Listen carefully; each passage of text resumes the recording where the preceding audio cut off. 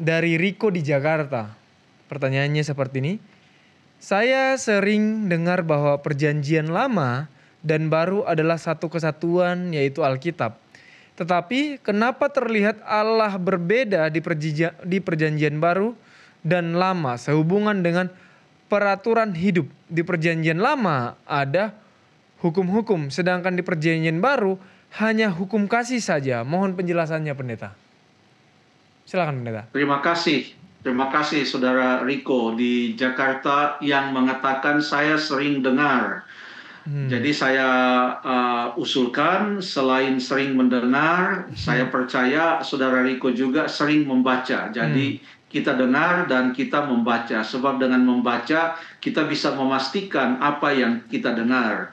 Nampaknya di sini jelas bahwa Saudara Riko juga membaca Alkitab. Sebab dalam pertanyaan itu disebutkan, tapi kenapa terlihat Allah berbeda? Kenapa terlihat ya?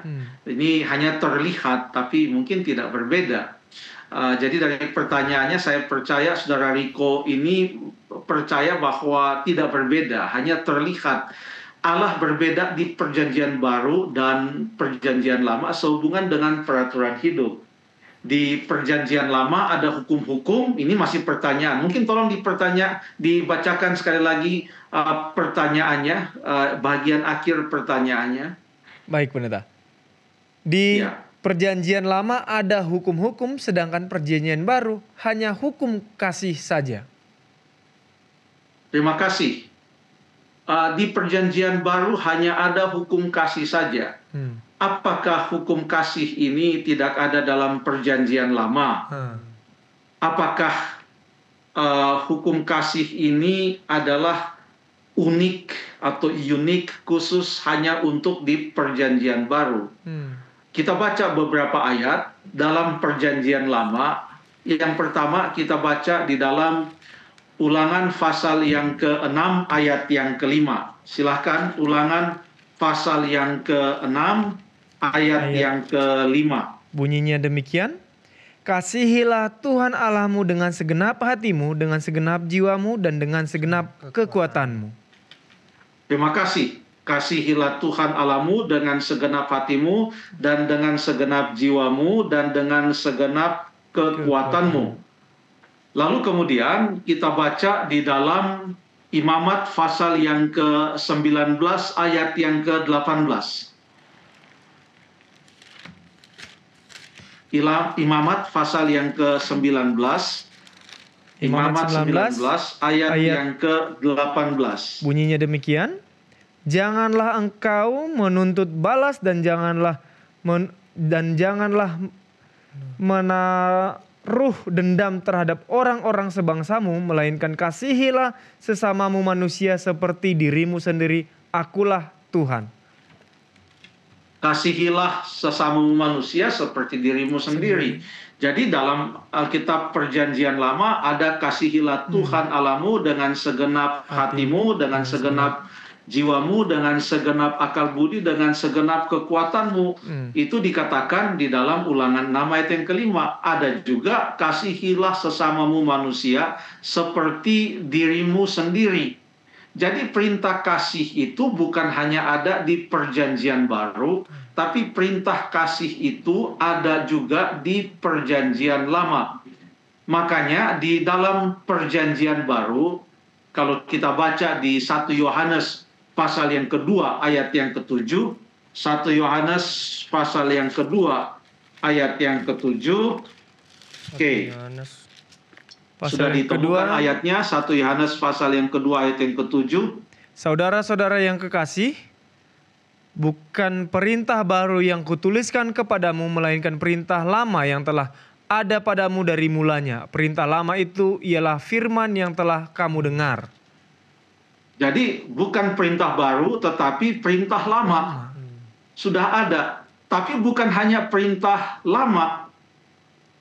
Baca ayat yang ke-8. Namun perintah baru juga yang kutuliskan kepada kamu telah ternyata benar di dalam Dia dan di dalam kamu, sebab kegelapan sedang lenyap dan terang yang benar telah bercahaya. Jadi ayat ini mengatakan, ini bukan perintah baru yang kutuliskan, namun perintah baru juga. Jadi ini perintah yang sudah ada sejak dahulu, tetapi ini adalah perintah yang baru juga. Bagaimana kita bisa memahami ini lama tetapi baru juga? Lama karena sudah ada sejak dahulu, tetapi disebut juga baru. Oke, kita membutuhkan beberapa menit lagi untuk mengulas hal ini karena ini sangat penting. Pertama-tama mari kita menengok kembali, melihat kembali konteks dari Ulangan pasal yang ke-6 ayat yang ke-5. Kita buka lagi Ulangan pasal yang ke-6 ayat yang ke-5. Kasih kepada Allah adalah perintah yang utama. Kasih kepada Allah.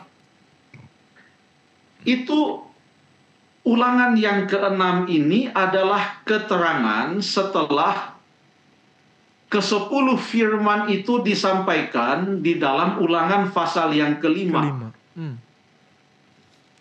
Bukan Ulangan pasal yang ke-5, hanya satu pasal sebelumnya.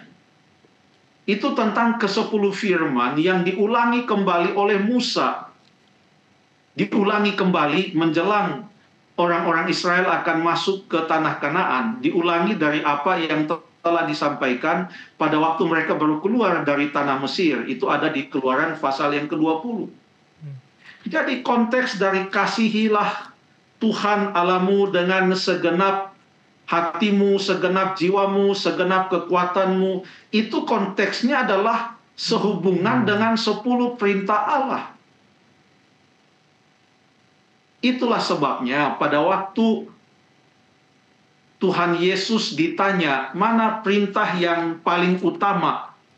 Tuhan Yesus mengkaitkan perintah kasih itu dengan hukum-hukum Allah. Mari kita baca di dalam Matius pasal yang ke-22. Matius pasal yang ke-22. Jadi siapa yang sudah temukan ini ayat, antara kita bertiga, saya, Revaldi, dan Jeffrey, langsung dibaca saja. Ayat yang ke-36, 37 sampai ayat yang ke-40. Baik, pendeta. Kita akan bergantian dengan Rivaldi. Guru ayat 36. Guru, hukum manakah yang terutama dalam hukum Taurat? Ayat ke-37, jawab Yesus kepadanya, kasihilah Tuhan Allahmu dengan segenap hatimu dan dengan segenap jiwamu dan dengan segenap akal budimu.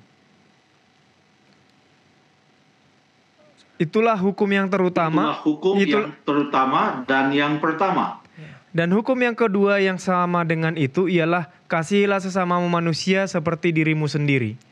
Ayat ke-40, pada kedua hukum inilah tergantung seluruh hukum Taurat dan kitab para nabi. Terima kasih. Di sini Tuhan Yesus mengkaitkan kasihilah Tuhan Allahmu, lalu kasihilah sesama manusia, itu dengan hukum-hukum Allah. Dan itulah yang juga digambarkan dalam Ulangan pasal yang ke-6. Yang mempunyai latar belakang 10 perintah Allah dalam Ulangan pasal yang ke-5. Yesus tidak mengatakan bahwa kedua hukum inilah pengganti semua hukum. Tidak. Tetapi inilah asas dari semua hukum. Pada kedua hukum inilah tergantung seluruh hukum Taurat. Artinya asas, dasar, atau sila dari semua hukum yang ada adalah kedua hukum ini. Semua hukum yang dituliskan di dalam Alkitab, yaitu hukum kasih. Jadi hukum kasih bukanlah merupakan pengganti hukum-hukum yang lain, tapi hukum kasih adalah asas dari hukum-hukum yang lain. Jadi kalau kita menurut hukum, itu karena kita mengasihi. Itu yang dinamakan kasih menjadi landasan atau asas. Karena Yesus sendiri berkata di dalam Yohanes 14 ayat yang ke-15, jikalau kamu mengasihi aku, kamu akan menuruti segala perintahku. Jadi penurutan itu bukan dengan terpaksa, tetapi atas dasar kasih. Itulah asas atau landasan dari penurutan terhadap hukum-hukum Allah. Jadi di perjanjian lama dan juga di perjanjian baru, sama-sama menekankan hukum kasih, yang adalah merupakan landasan atau asas dari 10 perintah Allah dan juga prinsip-prinsip Alkitab, ketaatan kita kepada Tuhan.